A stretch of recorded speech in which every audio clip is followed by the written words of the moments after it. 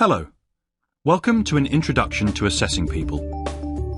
This briefing has been designed to provide you with a background to assessing people during a selection or promotion process. The briefing has been designed for people who have little or no previous experience of assessing candidates. If you have undertaken some interviewing but without any particular training, you'll also find this useful. If you have been trained to assess in the past, you may like to use this briefing as a refresher and skip quickly through the content. You will need a pen and paper to make notes. What will we cover? We are going to cover some legal aspects and theory, which will give you an understanding of why we approach assessing in the way that we do. We will also look at the skills needed to be an effective assessor. As you will appreciate, being briefed about skills does not mean that you become skilled. It would be great if we could learn to drive a car by reading a book.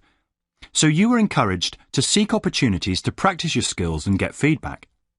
You could achieve this, for example, by attending a face-to-face briefing. What do you think? Fool or genius? The photo suggests a silly old man. If I show you his CV, then you may conclude that Einstein is a bit more than just a clown. If you had a conversation with him, what would you think then?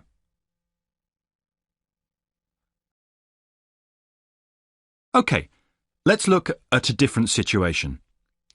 Please read the slide.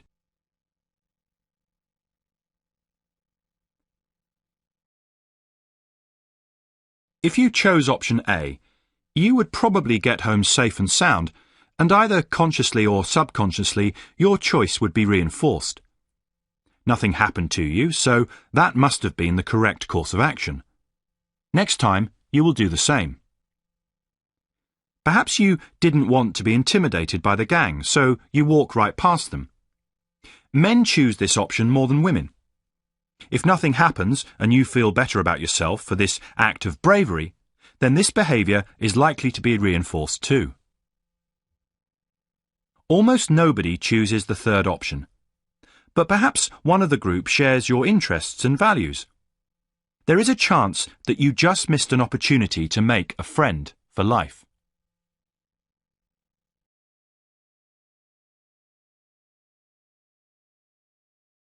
So this skill of making quick decisions on limited information has served us all very well over thousands of years, and we should not ignore what you might describe as our gut reaction. And more often than not, we make decisions that are reasonable ones that do not cause us any harm. Put this another way, we tend to make decisions that minimize risk, but in doing so, we miss maximizing opportunity. Now, let's get back to our selection decisions. When you meet a candidate at an interview, it's very unlikely that they're going to eat you.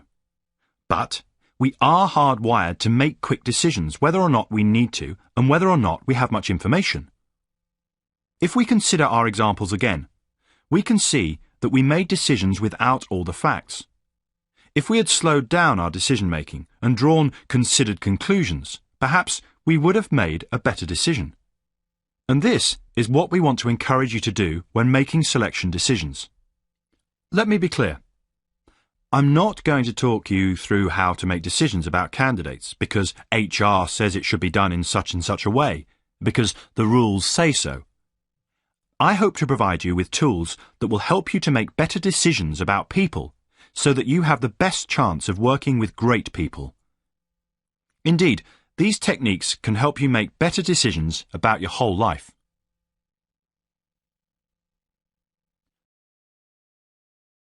The next slide illustrates the principles of assessment that enable us to achieve this. Top of this list, and possibly most important, is working out what you are trying to measure, assess. This might be competencies. It might be particular knowledge. Most roles will require a balance of the two. In recent years, there has been a focus on competencies, but you should not forget that people in roles also need to have technical expertise. There is no point in a lawyer being great with people if she does not know the law. You might also look at motivation or personality. The key thing to remember is that you want to work out whether the person will be effective in the job. Why do we often hear people say they didn't get the job because they didn't do well in the interview? Managers even give this feedback to candidates. Should we really care how someone does in the interview? Why does it often seem that we are selecting people who are good at interviews rather than having the skills needed? Having a systematic approach simply ensures that you have a process that gathers the information you need about the role requirements in a way that will allow you to make decisions. Why do you think best practice advocates using a series of activities assessed by a number of skilled assessors? Firstly, by seeing someone in different scenarios and situations, we get a more rounded view of their capability, as the candidate has more opportunities to demonstrate their capabilities. We will look at the different types of assessment in a few minutes. Secondly, by involving more than one person in the decision-making, we minimize bad decision-making from unavoidable individual biases. Hopefully, the need for training is self-explanatory. It is odd that people think they're good at selecting people without any training. There are not many jobs of such importance that we would claim to be good at without training and with little experience. We don't often hear people saying, "I have no qualifications or training in finance, but I think you should trust my judgment when it comes to financial decisions in this business."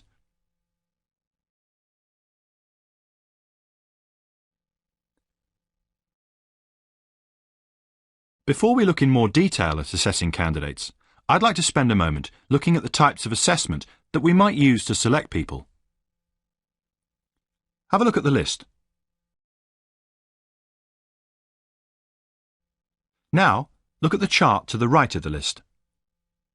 Where do you think the different techniques would fall on the chart in terms of which are more accurate at predicting performance in a role? Biodata is verifiable biographical information about a person, anything from years as a manager to whether the person was a prefect at school. Graphology is handwriting analysis, very popular in France. What do you think about the answers? Any surprises? At the top of the list comes a combination of structured interview, cognitive test, and a work sample test, such as a group exercise or case study simulation. But we should not become overconfident about our decision-making. You will notice that even the best techniques are not even close to being 100% accurate. So a combination of structured interview, cognitive test, and a work sample test are the most effective. Let us look in more detail at how we might use a work sample test. A great deal of this applies to interviewing too, but we will not focus on that. Firstly, what are we talking about when we say work sample test? These kinds of exercise require a candidate to tackle tests that represent aspects of the demands of a role. Chosen and designed carefully, they allow us to tap into several of the skills or competencies required in the role. Candidates are typically given information and then have to work with an actor or trained assessor to show their capability. These exercises are considered effective as they require that the candidate actually does something and actively demonstrate their capabilities rather than talk about doing something. If the candidate does not have the skill, they cannot hide behind waffle. So, if we get a candidate to attempt a work-related task, how do we assess their capability? This is the model we adopt. The key to this model is that we delay making a decision until the very last stage. We initially just listen, observe, and record what is going on without reaching any judgments. Then, we start to draw conclusions about the candidate, in collaboration with other assessors where possible. We finally assign some kind of rating that relates to what we have observed. We typically use a 0 to 4 or 1 to 5 rating scale. Whatever it is, the important thing is that you understand what everyone else in the selection process is using, and you use that so that you all share a common language. Once you've reached your conclusion about a candidate, all that remains is to write feedback about them on the assessment form. Put your pen down now and let's look at the first stage of this model. Unicorn, horse, car, handbag, pea, house, radio, suitcase, cassette, forest, drain, book, doorway, keyboard, wardrobe, elephant, plant, dancer, cat, sunglasses. I'm now going to give you about 30 seconds to write down as many words from that list as you can remember.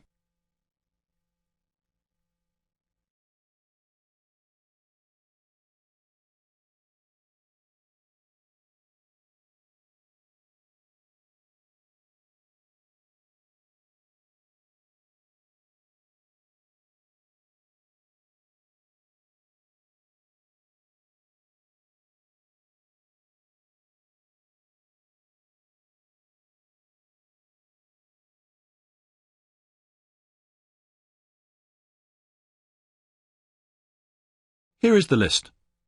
Count up how many you got right. Did you write down words that I didn't say? How many of the orange words did you get? And how many blue words? And how many red words? Which colour did you remember most of? About 50% of people, it's the orange words, and 50% it's the red words. Almost nobody tends to remember most of the blue words. You probably only got a couple of the orange and red words.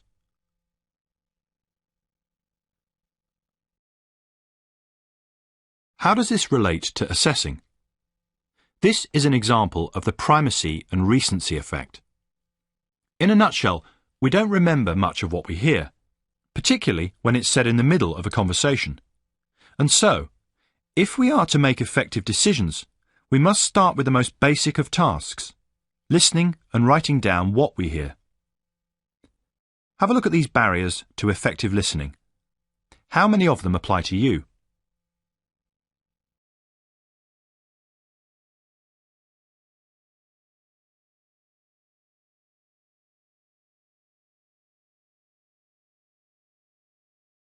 How can you deal with these barriers? These tips might be useful.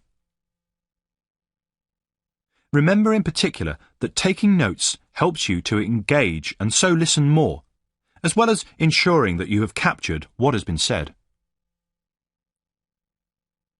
So, if you are observing an exercise or interviewing someone, what do you record? There are a couple of key points here. Record what you need to make sense of the interaction, but avoid making judgments. As far as possible, it's useful to record the interaction verbatim. Remember, we are trying to delay the bit where we make decisions until we have all the information we need. Let me stress the difference between an observation of a behaviour and a judgment. Are the following behaviours or judgments?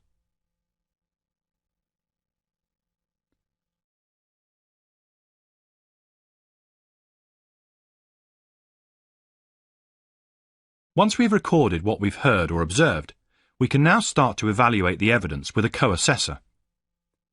For each exercise, an assessment form is provided. These have been created by the exercise designers, following trialling of the exercises, and detail what we would expect a candidate to demonstrate. With your co-assessor, you would go through each indicator and seek evidence in your notes. On the assessment form, you would indicate whether there is negative, neutral, or positive evidence for each indicator.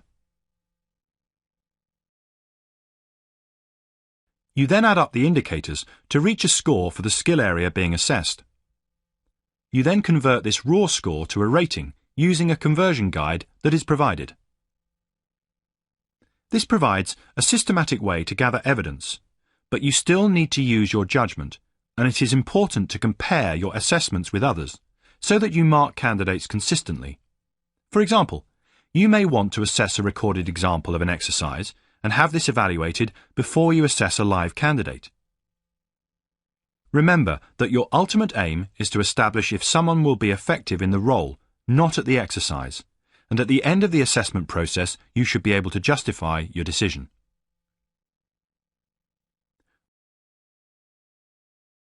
Once you've reached a conclusion, you need to write a summary for the assessment.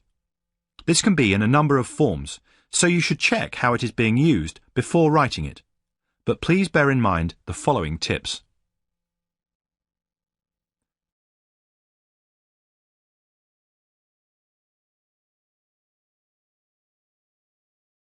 This example will give you an idea of what I mean.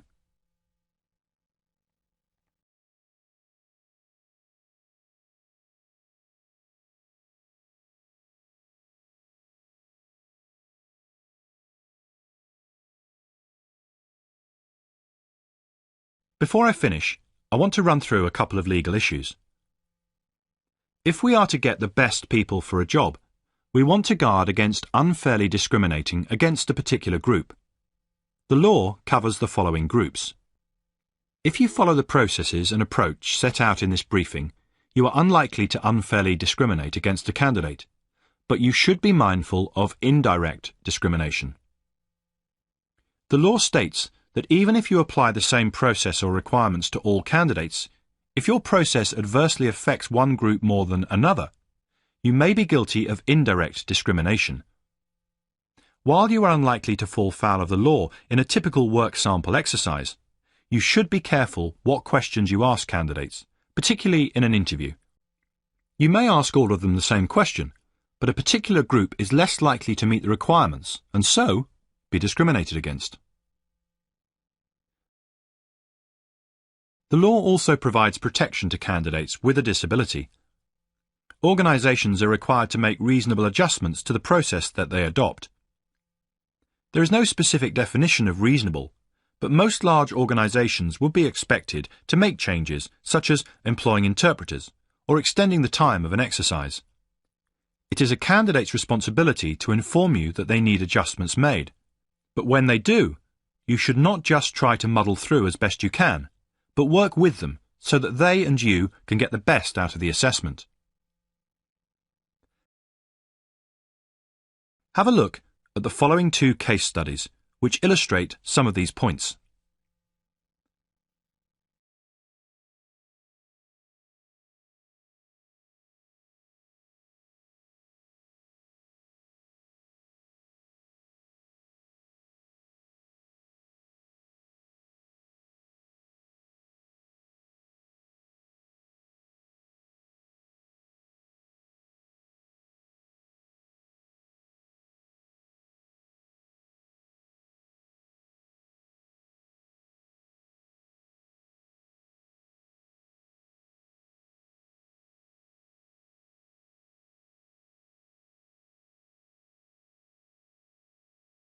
Further discussion of the law and discrimination is outside the scope of this briefing, but you should also be mindful of a couple of other legal and ethical issues when you are assessing candidates. To start with, you should keep all materials secure. There is no reason to share candidate information or scores with anyone who is not involved in the assessment process. Candidates can request everything that has been written about them, so make sure you only record objective and considered comments. Lastly, do recognise your limitations. This briefing is just the beginning of your training.